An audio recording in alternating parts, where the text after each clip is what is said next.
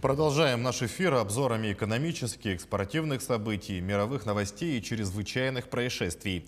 В студии Сергей Михедов. Здравствуйте. В Роспотребнадзоре предупредили о возможном росте заболеваемости COVID-19. Весной число больных может вырасти в пределах от 1 до нескольких тысяч, но при соблюдении мер профилактики и наращивании темпов вакцинации к концу сезона наметится спад этого показателя. При этом в ведомстве допускают, что показатели заболеваемости могут существенно и не измениться, а оставаться примерно на нынешнем уровне. Если не расслабляться и продолжать соблюдать защитные меры, а также наращивать темпы вакцинации, то к концу весны, вероятнее всего, будет еще большее снижение заболеваемости по сравнению с показателями марта, отмечают в Роспотребнадзоре. Между тем, в Якутии за последние сутки выявили 27 новых случаев коронавирусной инфекции. В Якутске заболели 18 человек, в Алданском районе 3 случая, в Мигино-Кангаласском и Тампонском по 2. В Ленском и Алекминском районах выявили по 1 заболевшему. За сутки лаборатории республики провели более 1700 исследований на COVID-19. Получили первую вакцину 55 597 человек, а вторую 39 245 якутян. Поступление следующей партии вакцины, по данным Министерства здравоохранения Российской Федерации, будет осуществлено, ее отгрузка будет осуществлена на следующей неделе. Обращаю ваше внимание, что мы дальше продолжаем запись на первичную вакцинацию и, соответственно, все те вопросы, очереди, которые есть по вакцинации у нас на настоящий момент, мы начнем их ликвидировать со следующей недели, исходя из того количества, которое к нам поступило. В России ввели в гражданский оборот более 180 тысяч доз эпивак короны. Об этом сообщается на сайте stopcoronavirus.rf. Вакцину вводят двукратно внутримышечно с интервалом в 2-3 недели. Все добровольцы осмотрены после первой вакцинации или на 21-й день после введения второй дозы препарата. Уточняется, что сильных нежелательных реакций не наблюдалось. Кроме того, внесены изменения в регистрационное удостоверение вакцины эпивак корона.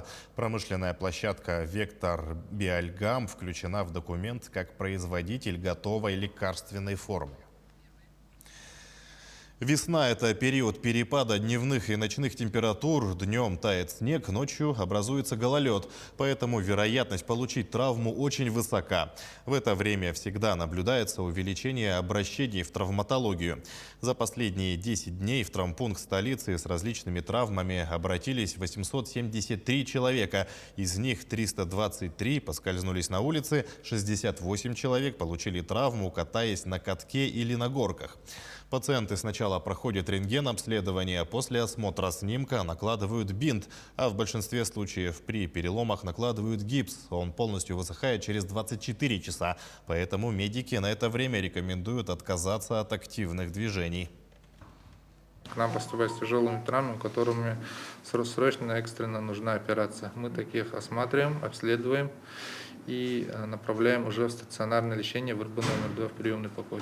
Кости бывают разные, у кого-то плотная кость, у кого-то порозная кость. В большинстве случаев у людей, возрастных людей, остеопороз у нас с каждым годом увеличивается. Переходим к новостям экономики и начнем с актуального курса валют. По информации Центробанка, 19 марта доллар остановился на отметке 73 рубля и 65 копеек. Евро стоит 88 рублей 11 копеек. Самый выгодный курс обмена американской и европейской валюты предлагает сегодня Восточный банк. Доллар покупает за 74 рубля ровно, а продают за 74 рубля и 60 копеек. Цена покупки 1 евро сегодня в Восточном банке 88 рублей 25 копеек, а продажа 88 рублей 80 копеек. Продолжит экономическую тему моя коллега Нургуяна Иванова.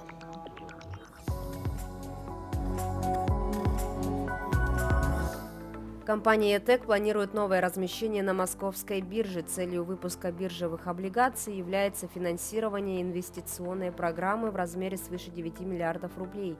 Инвестиции в перспективное развитие в размере 6,5 миллиардов рублей будут направлены на геологоразведочные работы для разведки и наращивания запасов, а также капитальное строительство для оптимизации разработки месторождений и создания резерва по добыче газа. Поддерживающие инвестиции в размере 3 миллиардов рублей будут направлены на капитальный ремонт скважин, сейсморазведочные работы, проекты по решению вопросов промышленной и экологической безопасности и техническое перевооружение. С учетом достижения наилучших показателей операционной деятельности за последние несколько лет компания планирует направить в ближайшее время на выплату дивидендов 500 миллионов рублей за счет операционного денежного потока.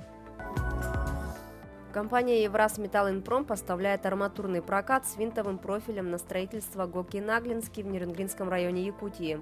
В прошлом году филиал «Евразметаллинпрома» в Иркутске поставил более 2000 тонн проката. В январе текущего года было отгружено 2100 тонн арматуры, и поставки продолжаются. Металлопрокат применяется при проведении горных выработок для изготовления анкерного крепления.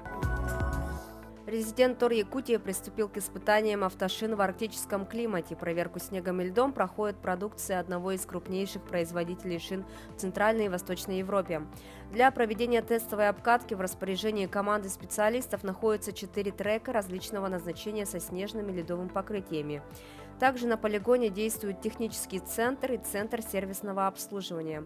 Отметим, что на сегодняшний день резидентами ТОР Якутии являются 24 предприятия, общий инвестиционный портфель которых составляет 12 миллиардов 400 миллионов рублей. Реализация всех проектов позволит трудоустроить 1449 человек. Реализованы 11 проектов, создано более 400 рабочих мест. В проекты, находящиеся на стадии реализации, вложены 3 миллиарда рублей частных инвестиций. Власти Якутии направят на финансирование госпрограммы по развитию науки до 2024 года более 1 миллиарда рублей. Госпрограмма направлена на поддержку и развитие региональных научно-исследовательских центров, выполнение научных исследований и разработок по приоритетным направлениям социально-экономического развития. Кроме того, она направлена на освоение Арктики и создание Всемирного центра Мамонта, а также кадрового обеспечения, целевой подготовки и поддержки роста научных компетенций и формирования развития научно-образовательной системы мирового уровня. Стоимость якутского сжиженного природного газа оценивается более чем в 30 миллиардов долларов. Данная оценка является предварительной и основана на результатах создания концепции и технических решений проекта. По итогам разработки проектной документации, которая начнется в середине текущего года, стоимость будет уточняться. На сегодняшний день А-Property занимается поиском стратегических партнеров для реализации проекта, а также ведет переговоры с Минэнерго России о получении лицензии на экспорт СПГ. Отметим, основой якутского СПГ станет завод мощностью 18 миллионов тонн. В префит проекта заложена лицензия американской компании APCI, которая запатентовала использование в производстве смешанного хладагента с предварительным пропановым охлаждением. Реализация проекта запланирована в 2 этапа. На каждом будет построено по 2 производственных линии мощностью по 4,5 миллионов тонн.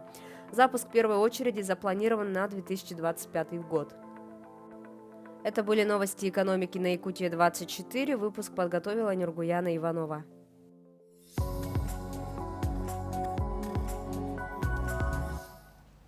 Продолжаем наш эфир. В Доме научной коллаборации с ВФО стартует 3-й республиканский ГИС-хакатон ГИС-2021. Мероприятие является одним из отборочных туров к финалу республиканского конкурса «Моя профессия IT». Подробнее о хакатоне нам расскажет Саргалана Неустроева. Она сейчас на прямой связи со студией. Саргалана, приветствую. В чем суть ГИС-2021 и сколько участников на сегодня заявлено? Приветствую, Сергей. На сегодня в хакатоне заявлено участие 148 IT-специалистов из разных уголков республики, из России и даже из Франции и Туниса. Это и разработчики, и дизайнеры, студенты вузов и СПО, и даже школьники. Как заявили организаторы мероприятия, главная цель хакатона – развитие научно-исследовательской и предпринимательской деятельности с активным использованием геопространственных технологий. Сам хакатон стартует в 16:00 по местному времени в онлайн-формате на платформе Zoom, а прямую трансляцию хакатона можно будет посмотреть на YouTube-канале Дома научной коллаборации с ЛФУ. Подробнее же о кейсах участников, о том, что участие в этом хакатоне им даст и по каким критериям будет оцениваться хакатон, нам расскажет сотрудник Дома научной коллаборации, один из организаторов хакатона, Моисей Захаров. Моисей, здравствуйте. Ну, для начала расскажите, пожалуйста, что такое геопространственные технологии и вообще, что значит это слово ГИС в названии хакатона. Вообще аббревиатура ГИС это расшифровывается как географические информационные системы. Это отрасль науки, которая занимается сбором, хранением, визуализацией и анализом географических знаний и географической информации. Поэтому в нем включает и современную картографию, применение ГИС в IT-разработках, мобильных приложениях и геопорталах.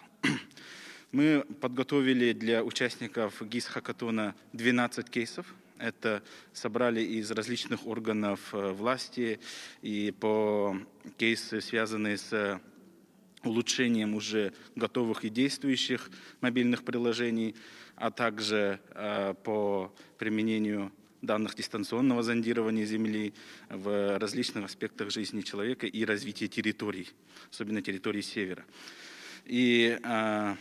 А вообще в ГИС-хакатоне мы оцениваем работу участников и команд по 4 направлениям. Это направление менеджмент, это вообще концепт продукта, идея и бизнес-модель.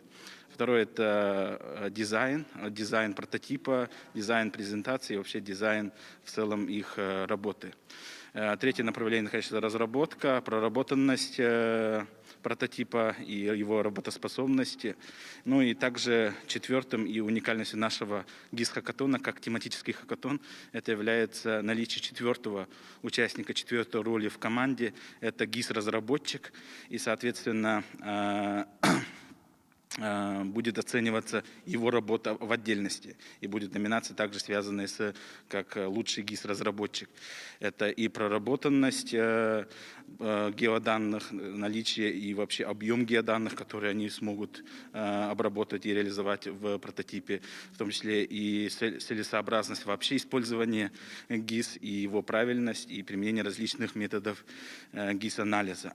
Кроме того, в целом у нас мы подразделяем на 2 категории. Это школьники отдельно. Школьников у нас немного больше, чем студентов. Ну и, соответственно, это второе, это студенты, категория студенты и молодые специалисты. То есть участники будут не только студенты, но и уже молодые специалисты до 35 лет. Хакатон будет проходить в онлайн-формате. Мы, менторы, эксперты ГИС-хакатона, будем базироваться в Доме научной коллаборации все эти выходные и будем работать, проверять и вводить, чтобы работу участников достигли логического завершения и дали какой-нибудь работоспособный результат. А до какого числа продлится хакатон и когда мы сможем узнать имена победителей? Хакатон будет длиться вот эти вот выходные, которые уже нагрянули. Оценка работы состоится в воскресенье после обеда в 4 часа. И в 6 часов мы уже объявим победителей. И у нас, получается, это 2 вообще... Призовой фонд у нас более уже 100 тысяч рублей, и различные специальные призы от наших спонсоров ожидают участников. Ну, в целом так. Спасибо, Моисей. Что ж, а мне хотелось бы добавить, что на сегодняшний день сфера IT-разработок одно из лидирующих направлений развития экономики не только региона, но и страны в целом. Поэтому, конечно же, республика не отстает. Ежегодно проходят различные коллаборации не только здесь, в Доме различные хакатоны не только здесь, в Доме научной коллаборации, но и в IT-парке города Якутска, и даже по районам республики. Ну а мы пожелаем участникам хакатона удачи. Главное, ни в коем случае не сдаваться, и даже если не удастся попасть в финал, можно будет доработать свой проект и в конце концов занять достойную нишу, полноценную нишу в сфере IT-разработок. К этому часу у меня все. Сергей. Саргалана, спасибо. Действительно, пожелаем участникам удачи. А мы идем далее и переходим к мировым новостям.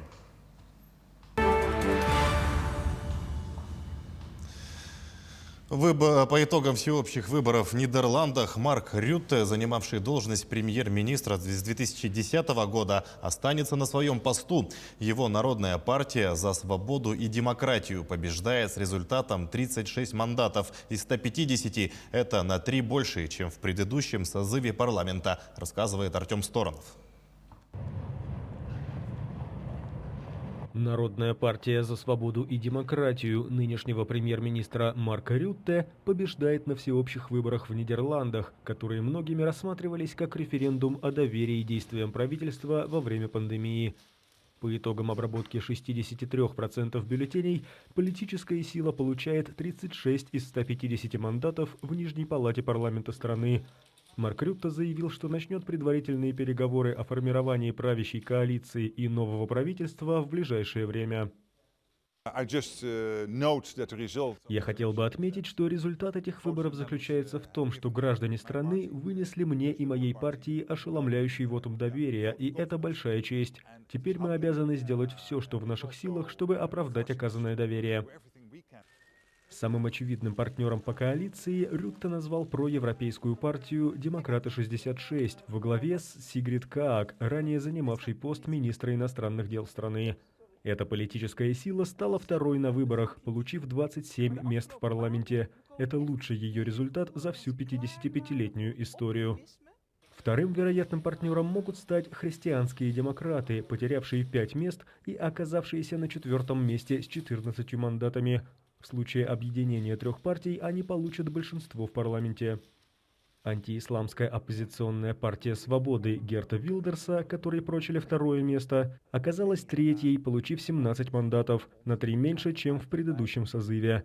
Всего в выборах принимали участие около 40 политических организаций.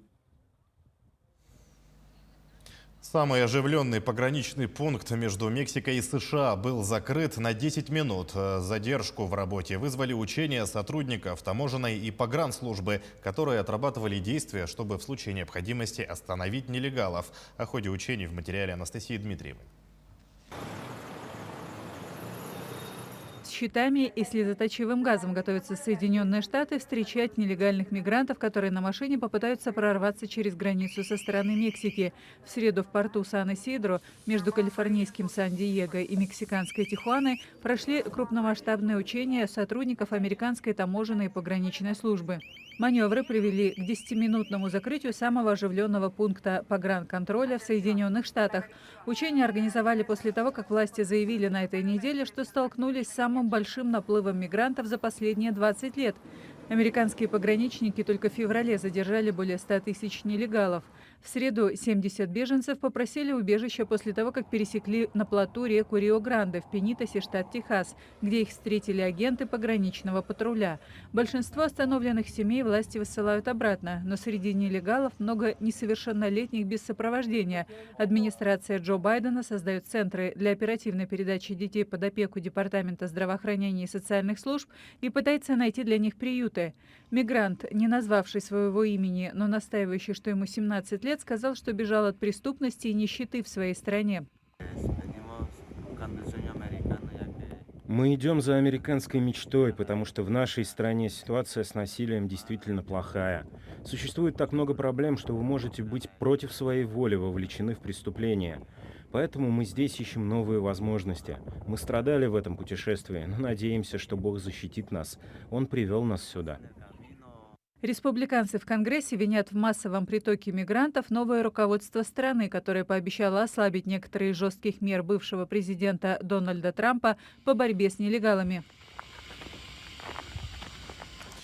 Авиамеханик Дон Йип – один из десятков тысяч покинувших Гонконг после введения нового закона о безопасности в прошлом году и протестов года предыдущего. В отличие от многих других, он не бросил своих питомцев, а взял их с собой. О переезде вместе с хозяином. Далее. После того, как китайские власти ввели закон о безопасности, чтобы подавить беспорядки и ужесточить контроль над Гонконгом, 40-летний Дон Йип решил уехать вместе со своими любимцами, 3 хаски и котом. Животные действительно стали частью моей семьи. Я привязался к ним после того, как воспитывал столько лет. Я не могу их бросить. Йип планировал поселиться в Великобритании после введения Лондоном новой упрощенной визовой схемы для тех, кто имеет британские национальные заграничные паспорта. В рамках этой программы он потратил более 14 тысяч долларов на подготовку своих питомцев к перелету, включая транспортировку, вакцинацию и оформление медицинских документов. За помощью он обратился в гонконгскую службу перемещения домашних животных под названием Life Travel. Диана Чан, основательница компании, говорит, что ее бизнес сейчас на пике. С 2017 по 2019 год наш бизнес по перевозке домашних животных увеличился в 3 раза. Официальные цифры показывают также 35% рост экспортных сертификатов с 2018 по 2020 год. Общество по предотвращению жестокого обращения с животными заявило, что спрос на микрочипы сейчас в 4 раза выше, чем когда-либо. Ветеринар Джейн Грей работает в местном отделении организации. Конечно, путешествие будет напряженным, но это кратковременный стресс, возможно, на 24 часа, при том, что остальную часть жизни животные проведут со своим хозяином. В прошлом месяце Йип, его подруга и ее дочь тщательно запечатали своих питомцев в переносных сумках и попрощались до скорого воссоединения в Великобритании. Буддийские монахи-отшельники в Японии провели традиционный ритуал хождения по раскаленным углям в храме на горе Такао. К ним присоединились паломники-миряне, которые молились о здоровье для себя и близких, рассказывает Сергей Берец. Обряд очищения огнем в буддийском храме Якуо-ин на горе Такао, неподалеку от Токио, состоялся по давней традиции во второе воскресенье марта. Монахи-отшельники Ямабуси после совместной молитвы с верующими мирянами сожгли палки, на которых были написаны пожелания, в основном просьбы о здоровье и благополучии. Служители культа залили костер водой, а затем прошлись босиком по тлеющим углям. Их примеру мог последовать любой желающий из числа паломников. Из-за пандемии COVID-19 в прошлом году огненный праздник Хиватари-Саи был отменен. В этом количество участников было ограничено – 1000 человек. Рико Накамура попросила высшие силы, чтобы коронавирус исчез и как можно скорее. Монах Косю Камимура объяснил значение и цель действа. Исторически гора Такао была местом молитвы об избавлении от чумы и других опасных болезней. По-моему, мы просто обязаны были провести праздник, чтобы остановить коронавирусную инфекцию. Конечно, с соблюдением всех мер предосторожности. Япония с населением в 126 миллионов находится на 39-м месте в мире по статистике заболеваемости. Около 447 тысяч человек. Умерли 8,5 тысяч. С горой Такао связан еще один обычай – встреча восхода солнца 1 января.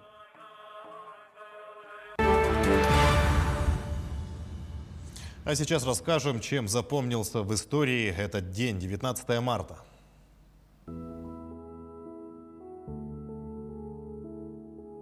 19 марта – Всемирный день сна. Международный праздник проводится ежегодно в пятницу перед Днем весеннего равноденствия. Сегодня также Международный день клиента и День моряка-подводника в России. Это профессиональный праздник. По народному календарю, если в этот день мороз, то впереди еще 40 утренних заморозков. Облака быстро и высоко плывут – это к хорошей погоде. 19 марта 1474 года в Венеции принят закон об охране авторских прав на изобретения. Первый в мире мире в сфере авторского права. К слову, в тот период в Венеции жил и творил Леонардо да Винчи. Он создал прообразы современных танков, скафандров, вертолетов и парашютов. 19 марта 1899 года открыта первая в Петербурге станция скорой помощи. В 1906 году в этот день указом императора Николая II созданы подводные силы российского флота. 19 марта 1922 года в Москве на Шаболовке сдана в эксплуатацию радиопередающая башня. В 1900 году в этот день родился Фредерик Жолио-Кюри, французский физик, общественный деятель, нобелевский лауреат. 19 марта 1913 года родился Александр Покрышкин, советский летчик-ас, первый трижды Герой Советского Союза. В 1949 году в этот день на свет появился Валерий Леонтьев, советский и российский эстрадный певец, актер, народный артист России. Через год после него в этот день родилась Надежда Бабкина, советская и российская народная и эстрадная певица, народная артистка РСФСР. 19 марта 1955 года родился Брюс Уиллис, американский киноактер, продюсер и музыкант. В 1956 году в этот день родился Егор Гайдар, российский политический деятель и экономист, доктор экономических наук. Именины в этот день празднуют Аркадий, Елена, Константин, Максим, Марфа, Федор и Юлиан. Происшествием в Якутии накануне на 28-м километре региональной автодороги Яна перевернулся КАМАЗ. По информации пресс-службы ГИБДД республики, 43-летний водитель большегруза, ехавший из Якутска в сторону Верхоянского района, не справился с управлением и совершил опрокидывание машины. В результате ДТП водитель и его пассажир, 49-летний мужчина, получили различные травмы и переломы и были госпитализированы в больницу поселка Хандыга. Водитель КАМАЗа имеет более 20 лет стажа вождения. За последний год к административной ответственности привлекался один раз. В момент происшествия мужчины были трезвы и пристегнуты ремнями безопасности. Причиной аварии пострадавший камазист назвал отказавшие тормоза. Жители Якутска осуждены за покушение на хранение и сбыт поддельных купюр. По информации прокуратуры Якутии, обвиняемые ранее уже были судимы. Первый за совершение разбойных нападений, а второй неоднократно судим за хранение наркотиков и кражи. Тему продолжит мой коллега Юрий Осипов. Юра, приветствую, ждем от тебя подробностей. Здравствуй, Сергей. В сентябре 2018 года с помощью приложения Telegram мужчины приобрели не менее 70 поддельных купюр Центробанка достоинством 5000 рублей. В период с сентября по ноябрь того же года они расплачивались ими в магазинах города Якутска и поселка Жатай, сбыв тем самым более 30 поддельных купюр. Преступление не было доведено до конца, и они не успели сбыть все поддельные купюры, поскольку их действия были пресечены правоохранительными органами. По результатам рассмотрения уголовного дела их приговорили к лишению свободы сроком на 1 год и 10 месяцев и 1,5 года, соответственно, с отбыванием наказания в исправительной колонии строгого режима. Здравствуйте, в эфире обзор чрезвычайных происшествий, в студии Юрий Осипов. Полицейские раскрыли кражу денег в Нерюнгри. О происшествии сообщила местная жительница. Она рассказала, что у нее похитили 60 тысяч рублей. Сотрудники уголовного розыска установили подозреваемую, которая оказалась ранее судимая за кражу 21-летняя уроженка Амурской области. Выяснилось, что подозреваемая некоторое время проживала у потерпевшей. Вскоре она решила вернуться в родной город, но денег на дорогу у нее не было. Улучив момент, когда хозяйка квартиры спала, злоумышленница украла деньги из сумки потерпевшей, затем вызвала такси и уехала в Благовещенск, где и была задержана. За это время часть денег она успела потратить, часть возвращена заявительнице. Возбуждено уголовное дело. Ранее судимый якутянин подозревается в краже норковой шапки. Потерпевший рассказал, что познакомился в автовокзале с мужчиной и пригласил его к себе домой, чтобы отметить знакомство. После застолья потерпевший уснул, а проснувшись, обнаружил отсутствие нового знакомого и своей норковой шапки. В ходе осмотра места происшествия оперуполномоченные уголовного розыска обнаружили, что злоумышленник оставил в чужой квартире свою квитанцию об оплате административного штрафа, где были указаны его данные. Вскоре местонахождение подозреваемого было установлено. Им оказался неоднократно судимый за кражи 34-летний мужчина. Похищенную шапку он продал прохожим за 500 рублей. Мужчина подозревается в незаконном обороте особо ценного дикого животного – белого медведя. В начале октября прошлого года в полицию Нижнеколымского района поступило сообщение от Министерства экологии республики о том, что на берегу реки Колымы в 18 километрах от села Походского обнаружена туша белого медведя со следами огнестрельного ранения. На место происшествия была направлена следственно-оперативная группа. Однако в указанном месте туша дикого животного уже отсутствовала. По данному факту было возбуждено уголовное дело. Уже в марте этого года сотрудникам экономической безопасности и противодействия противодействия коррупции отделения МВД поступила информация о распространении в мессенджерах фотоснимков, на которых была запечатлена выделанная шкура белого медведя. Подозреваемым оказался 31-летний ранее судимый житель села Анюйска Чукотского автономного округа, который дал признательные показания.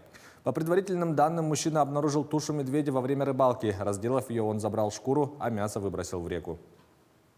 Полицейские раскрыли мошенничество под предлогом изготовления мебели в Якутии. Подозреваемый – директор одной из организаций по изготовлению мебели. Полицейские выяснили, что в июле и августе прошлого года ранее судимый за растрату 34-летний житель Якутска, являясь директором фирмы по изготовлению и установке корпусной мебели на заказ, заключил с 3 потерпевшими договоры на изготовление и монтаж кухонных гарнитур по индивидуальным размерам. Он убеждал своих клиентов в том, что компания имеет солидный опыт работы в этой сфере и свое собственное производство. Мужчина выезжал на адреса, делал замеры, предлагал широкий выбор гарнитуры и материалов отделки для мебели. Согласившись, граждане передавали ему в качестве предоплаты большую часть стоимости заказа. Впоследствии подозреваемый свои обязательства не выполнял и переставал выходить с заказчиками на связь. Общая сумма ущерба превысила 350 тысяч рублей. Жительница Аймиконского района подозревается в хищении денег с банковской карты. Потерпевший гостил у знакомых, где распивал спиртное. После застолья мужчина ушел домой, но при этом оставил свой сотовый телефон. Подозреваемая, воспользовавшись ситуацией, решила похитить деньги с его банковского счета. Ранее она узнала, что в качестве пароля от приложения мобильного банка потерпевший использует дату своего рождения. Женщина перевела все деньги с карты на счет знакомого. В ее отношении возбуждено уголовное дело по статье «Кража». Житель Анабарского района осужден за обезображивание лица племянницы. По информации прокуратуры, в октябре прошлого года пьяный подсудимый из-за того, что племянница пролила стакан с водкой, взял в руки этот стакан и ударил ее по лицу. Его приговорили к 4,5 годам лишения свободы. Следователи возбудили уголовное дело о покушении на дачу взятки инспектору ДПС в отношении механика одной из топливных компаний. Мужчина сопровождал из поселка Нижний Бестях в поселок Звездочка Усьмайского района грузовик с прицепом, который не имел специального разрешения для передвижения по автодороге.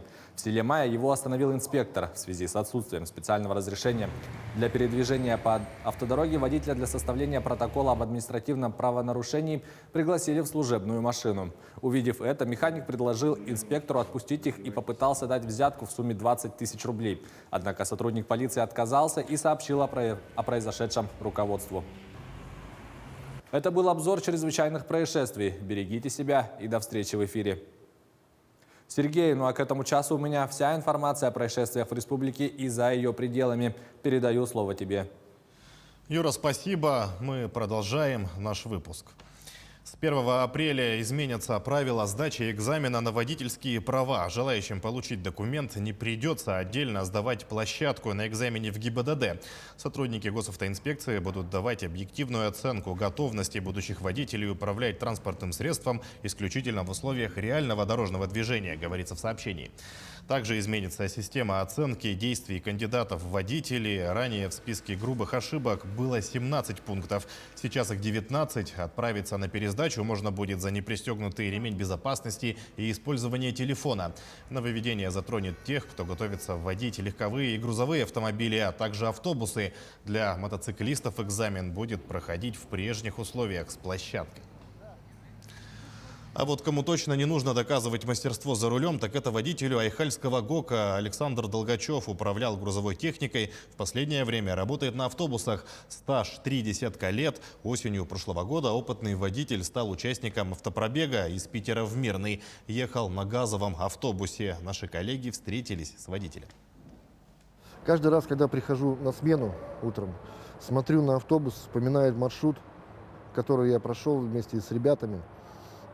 И в особенности запомнился город Новосибирск, где нас дружелюбно встречали, проводили экскурсии всякие. А посетить за короткое время Александр успел еще и Новокузнецк, Кемерово, Братск, Усть-Кут, 1000 километров пути. Водитель Айхальского ГОКа, участник автопробега из Питера в Мирный, присоединился к автоколонне в Уфе. Сегодня в этом газовом автобусе мужчина знает каждый механизм. Прошли вместе почти 6500 километров. В автопробеге получил и опыт большой.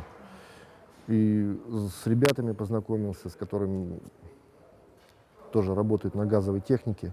Они делились своим опытом. Вот в каждом городе подъезжали там свои газовые автомобили, и они тоже кое-что рассказывали о своих Делился опытом и Александр. Автобусами на метане управляет 3 года. Знает нюансы в работе техники на газе. Поэтому опытного работника и отправили участвовать в автопробеге. В пути айхалец провел 22 дня. Конечной точкой для Александра Долгачева стал родной поселок.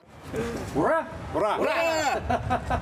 В айхальской автобазе Александр работает 18 лет. Водительский стаж почти в 2 раза больше. Автомобили Долгачева интересовали с детства, так и связал свою жизнь с этой профессией. Зарекомендовал себя с положительной стороны. За техникой следит, содержит в исправном состоянии автотранспортное средство. Жалоб со стороны пассажиров и нареканий никаких не было. Автобус участник автопробега на линии полгода. Возит работников айхальского ГОКа. Поначалу было тяжело, а сейчас как-то уже привык. Уже нету запаха солярки в кабине. В коллективе Долгачева знают как опытного водителя. Управлял автобусами и «Карбус», «Гармошка». В последнее время с коллегами осваивают новую газовую технику. Оксана Мезенцева, Дмитрий Храмкин, телеканал «Алмазный край».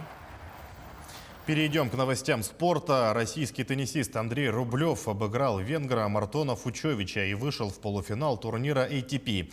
Детали знает Власий Сергеев. Власий, приветствую. С каким счетом победил россиянин и с кем он сыграет в полуфинале турнира? Сергей, здравствуй. Рублев обыграл Фучовича в 2 сетах со счетом 7-5, 6-2. В полуфинале соревнований он встретится с соотечественником Асланом Карацевым, который в своем матче оказался сильнее итальянца Янника Синнера. Здравствуйте! В эфире новости спорта. В студии Власий Сергеев. Россиянин Андрей Рублев одержал победу над венгром Мартоном Фучовичем в четвертьфинальном матче турнира Ассоциации теннисистов-профессионалов, который проходит в Дубае. Встреча продолжалась 1,5 часа и завершилась со счетом 7-5, 6-2. В полуфинале Рублев сыграет с соотечественником Асланом Карацевым, который в 1/4 обыграл итальянца Янника Синнера. 23-летний Рублев в данный момент занимает 8-е место в рейтинге ATP. В его активе 8 титулов этой организации. На стартах серии «Большого шлема» лучшим результатом россиянина является выход в четвертьфинал. Международная ассоциация легкоатлетических федераций приняла решение допустить российских легкоатлетов до участия в Олимпиаде, возобновив процедуру выдачи нейтральных статусов. Напомню, в начале декабря 2019 года Совет World Athletics приостановил выдачу нейтрального статуса российским спортсменам до получения от Всероссийской Федерации легкой атлетики стратегического плана выхода из кризисной ситуации. Работа над ним велась около полугода. В итоге 1 марта Совет международной организации одобрил полученный документ. Добавим, что в играх в Токио смогут поехать 10 легкоатлетов из России. Московский «Спартак» на своем поле со счетом 5-1 победил екатеринбургский «Урал» в матче 23-го тура Тинькофф российской премьер-лиги. В составе красно-белых по дублю оформили Джордан Ларсон и Александр Соболев. Еще одно взятие ворот на свой счет записал Квинси Промес. Единственный мяч гостей забил Эрик Бигфалви. «Спартак» одержал 3-ю победу к ряду и занимает 2-е место в турнирной таблице чемпионата, набрав 44 очка. Екатеринбургский клуб идет на 12-й позиции, имея в активе 26 пунктов. В следующем туре спартаковцы на выезде сыграет с Ростовом, а Урал дома примет Тульский Арсенал. Обе встречи пройдут 4 апреля после паузы на матче сборных. Баскетболисты московского ЦСКА обыграли испанский «Реал» в гостевом матче регулярного чемпионата Евролиги. Встреча завершилась со счетом 96-89. Самым результативным игроком матча стал форвард армейцев Уилл Клайберн, набравший 23 очка. У хозяев площадки самым точным был его коллега по амплуа Трей Томпкинс. На его счету 20 баллов. Российский клуб занимает 4-е место в таблице лиги, одержав 19 побед при 10 поражениях. «Реал» идет 7-м, имея в активе 17 побед и 13 поражений. В следующем матче ЦСКА на домашней арене сыграет с сербской «Цервеной звездой». Встреча пройдет 25 марта.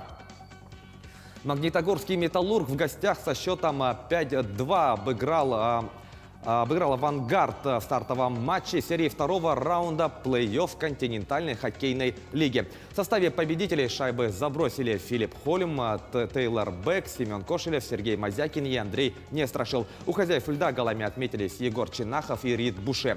Ранее в рамках регулярки команды провели между собой 4 встречи. В 3 случаях победу праздновал «Авангард». «Металлург» был сильнее в одном матче. Счет серии до 4 побед стал 1-0. Следующая игра серии пройдет 20 марта.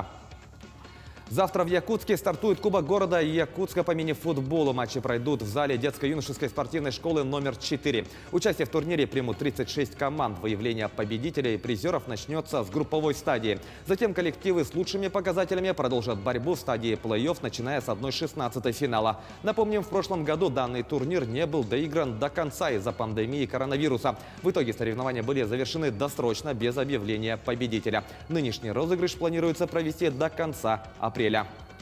Таковы главные спортивные новости к этому часу. Занимайтесь спортом и будьте здоровы. Сергей, у меня на этом все. Передаю слово тебе. Власти, спасибо. Продолжаем наш выпуск и поговорим немного об образовании. В Якутии пройдет традиционная всероссийская акция «Единый день сдачи ЕГЭ родителями». Ее старт будет дан 22 марта, сообщает пресс-служба Министерства образования и науки региона. Родители выпускников смогут пройти всю процедуру ЕГЭ от прохождения через рамки металлодетектора до получения результатов. Они смогут увидеть, какие меры эпидбезопасности принимаются в экзаменационных пунктах, как организуется рассадка в аудиториях, а также как выглядят рабочие места участников экзамена. Родители напишут экзаменационную работу, составленную из заданий, аналогичных тем, что будут на ЕГЭ по русскому языку. Однако предложат сокращенный вариант работы. Акция будет проведена во всех муниципальных образованиях до 30 апреля. Печатают детали для квадрокоптеров и других изделий. Школа номер 3 города Ленска единственная, кто обладает таким высокотехнологичным оборудованием, как 3D-принтер. И единственная в Ленском районе, где робототехника развита на таком уровне, что учащиеся побеждают со своими работами в международных конкурсах. Какое еще новое цифровое оборудование приобрело руководство школы, расскажет наш корреспондент Анна Кожевникова. Она сейчас на связи со студией. Аня, приветствую, добрый день. Ленск, она славится не только изучением различных иностранных языков, но и хорошим техническим оснащением. В этом году было закуплено новое цифровое оборудование. Директор школы Наталья Сидоркина расскажет нам подробнее. Наталья Константиновна, здравствуйте. Здравствуйте. В этом году в рамках национального проекта образования по программе «Цифровая образовательная среда» мы получили оборудование для 2 наших кабинетов информатики. На сегодня это оборудование активно используется. Вот мы находимся с вами сейчас в одном из кабинетов информатики. Вот есть такая замечательная доска. Сегодня вот учителя ее активно используют. Вот Валентин Александрович сейчас покажет. Значит, тут очень большие возможности у данных технических средств. А дети сегодня работают вот на таких интересных компьютерах. Вот дети, сейчас находятся те дети, которые занимаются компьютерным графическим дизайном. Вот, рисунки различные делают. Это вот уже такая внеурочная деятельность. В общем, это оборудование мы очень рады, что получили. Оно активно сегодня у нас используется. Спасибо большое. Также в школе номер 3 очень хорошо развита робототехника. Ее преподают в рамках предмета технология. Ребята участвуют со своими проектами на различных форумах, конкурсах, побеждают даже в международных соревнованиях. И преподаватель по технологии нам подробнее расскажет об этом. Вопрос. Чем вот вы занимаетесь, ребята? Здесь мы в этом кабинете мы готовимся в основном к НПК, районным, городским, региональным. В данный момент у нас здесь дети собирали самолет, сейчас собирают катамаран. И вот здесь мы можете посмотреть, здесь мы к 7 классу готовимся к уроку технологии. Здесь мы изучаем робототехнику. Но робототехнику не простую, как в 5 классе, не Лего, а уже Arduino, более сложная робототехника. Хорошо, спасибо большое. В условиях пандемии не было конкурсов, но мы ждем, что снимут ограничения, и учащиеся школы номер 3 снова начнут выступать со своими проектами в различных форумах, конкурсах и, конечно, привезут высокие победы. Аня, спасибо. Пожелаем школьникам будущих хороших и удачных проектов.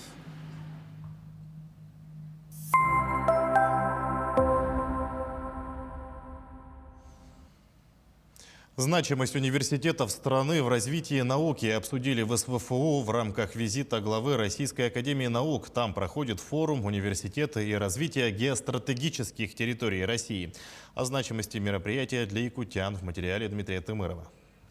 Открывая форум, президент Российской академии наук Александр Сергеев отметил, что наука – это национальный ресурс, и благодаря ее развитию сегодня страна успешно конкурирует с другими мировыми державами в различных отраслях экономики. Будущее наше может быть только высокотехнологичным, да?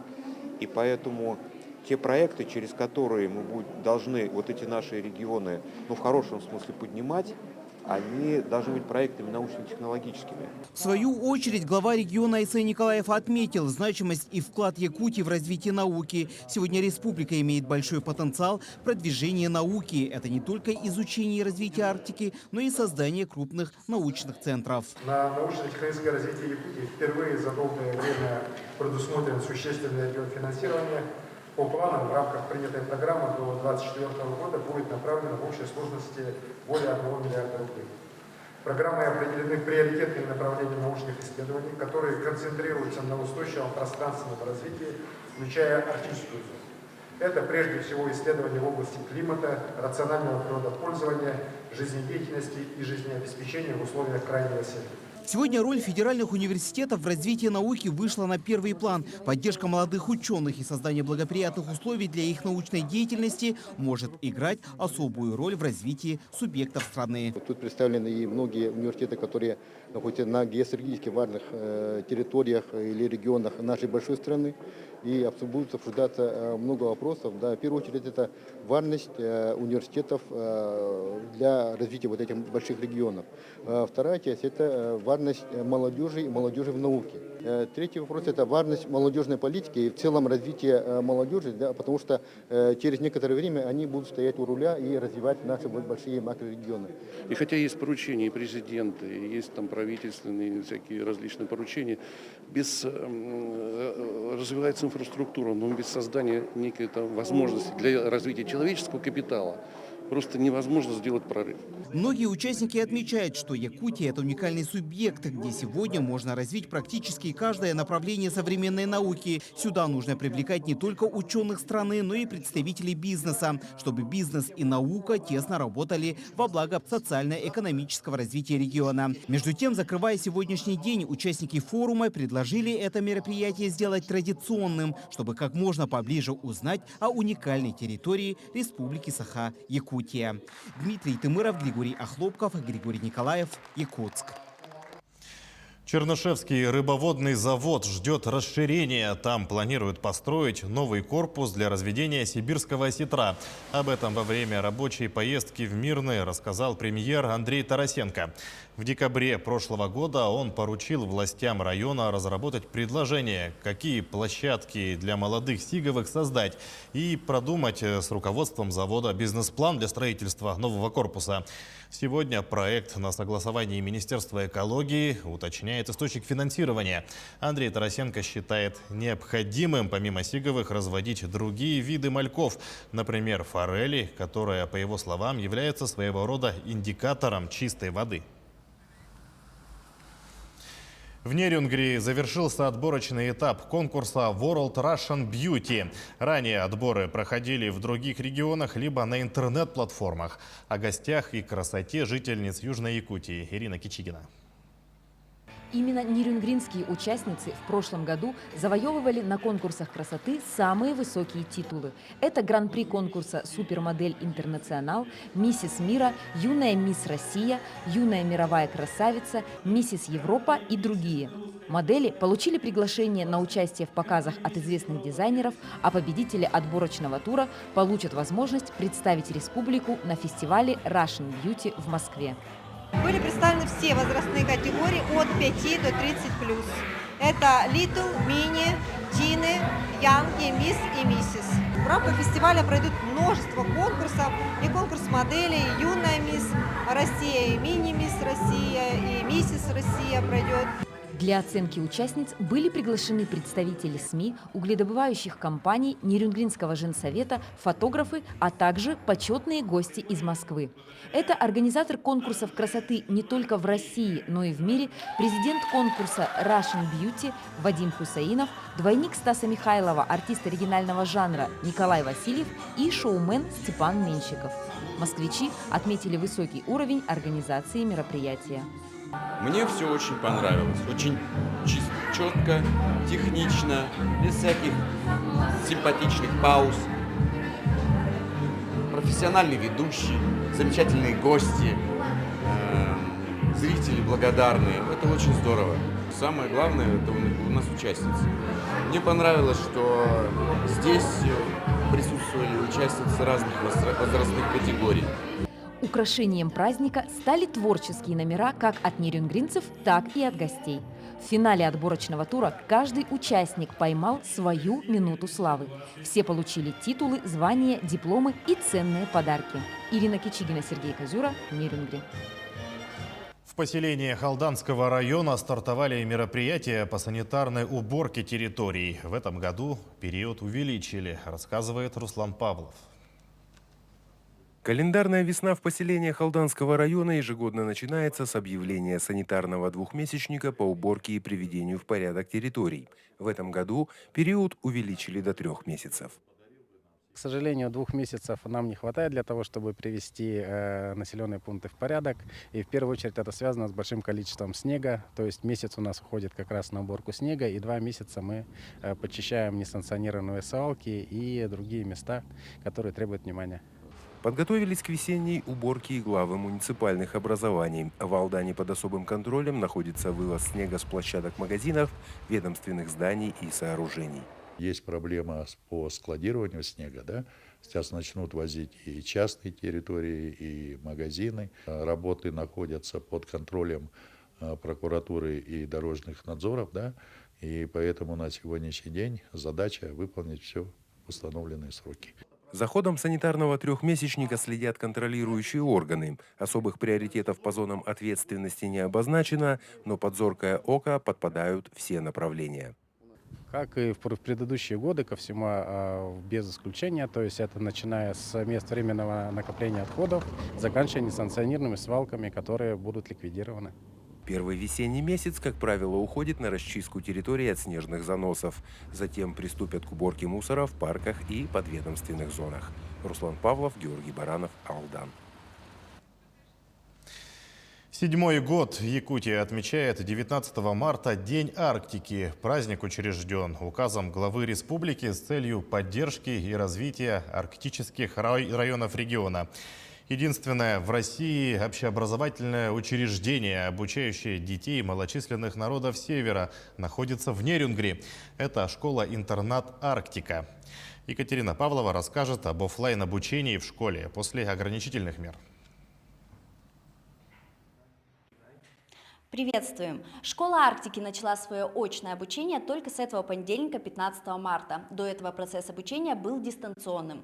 Хотим напомнить о том, что в этой школе учатся дети старших классов с 8 по 11. Они разделены на общины, которые целый год между собой соревнуются и получают баллы за хорошую учебу, достижения в спорте, дисциплину.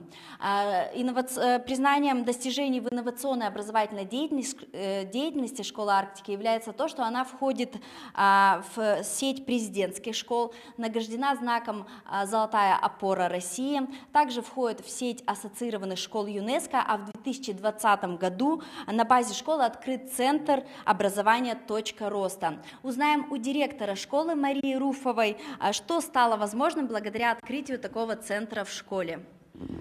Здравствуйте, дорогие наши жители республики. Мы рады вас видеть, рады вам рассказать. Мы ждали наших детей достаточно долго. И вот мы с нетерпением готовились, мы волновались. И я думаю, наши дети готовы к принятию, обмену новых знаний, своей информации и готовы осваивать все новые и новые технологии. Ждет их очень много интересного и полезного. И, пользуясь случаем, хочу поздравить всех жителей республики с Днем Арктики. Сегодня замечательный день, и наши дети приготовили приветствие на 5 языках. Менду кунгакар. Здорово, кунгал. Үтөген күнүнен. Амуче чалык. Еттик түнгүтүри. А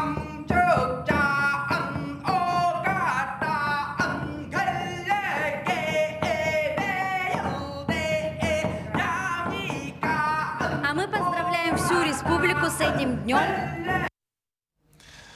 В завершении выпуска коротко о погоде в крупных городах Якутии. В Алдане сегодня днем переменная облачность, потеплело до минус 6 градусов. Ветер с порывами до 8 метров в секунду. К вечеру, напротив, похолодает минус 11 по Цельсию. В Ленске по-настоящему весенняя температура, облачно минус 4 градуса, однако сильный ветер с порывами до 14 метров в секунду. Ночью немного похолодает до минус 8. В алмазной столице также облачно, тоже тепло, минус 6, но порывистый ветер 11 метров в секунду. К вечеру в Мирном тоже похолодает до 11 градусов со знаком минус. В Нерюнгри сегодня минус 7, ветер от 1 до 4 метров в секунду, переменная облачность, вечером станет холоднее до минус 13, а ночью похолодает до минус 17 градусов. И о погоде в столице. В Якутске сегодня минус 8 градусов, вечером станет холоднее до минус 12, а ночью минус 14. Ветер до 7 метров в секунду, влажность 60%, давление 756 миллиметров ртутного столба. Спасибо, что смотрели нас в течение часа. Не забывайте носить маски, соблюдать безопасную дистанцию и дезинфицировать руки. Оставайтесь на телеканале Якутия 24.